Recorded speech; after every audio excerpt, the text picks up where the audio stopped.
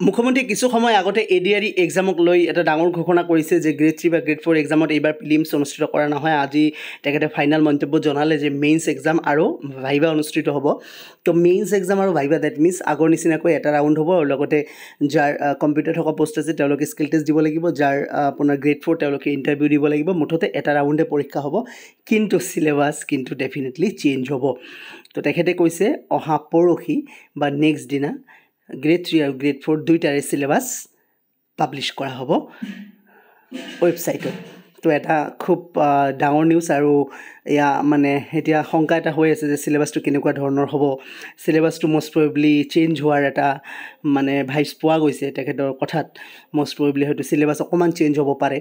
তেখেতে মুঠতে কৈছে যে ইমান কেণ্ডিডেটছে এপ্লাই কৰিছে, ইমান কেণ্ডিডেটক কেনেকৈ সুকীয়াভাৱে ট্ৰান্সপাৰেণ্ট প্ৰচেছত এক্সামখিনি কণ্ডাক্ট কৰিব, যিহেতু এটা ৰাউণ্ডত গোটেই প্ৰচেছখিনি ট্ৰান্সপাৰেণ্ট কৰাটো খুব ক্ৰিটিকেল হৈ পৰে। ইমান চেণ্টাৰৰ কথা আহি পৰে, ইমান ইনভিজিলেটৰ কথা আহি পৰে।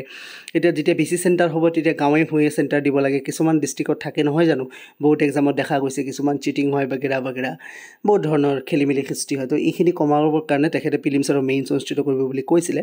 কিন্তু তেখেতে ক'লে যিহেতু ষ্টুডেণ্টে এইখিনিক লৈ মানে হেৰি জনাইছে, যিহেতু সময়ো কম, তো তেখেতে চিলেবাছ ঘোষণা কৰিব অহা পৰহি দিনা।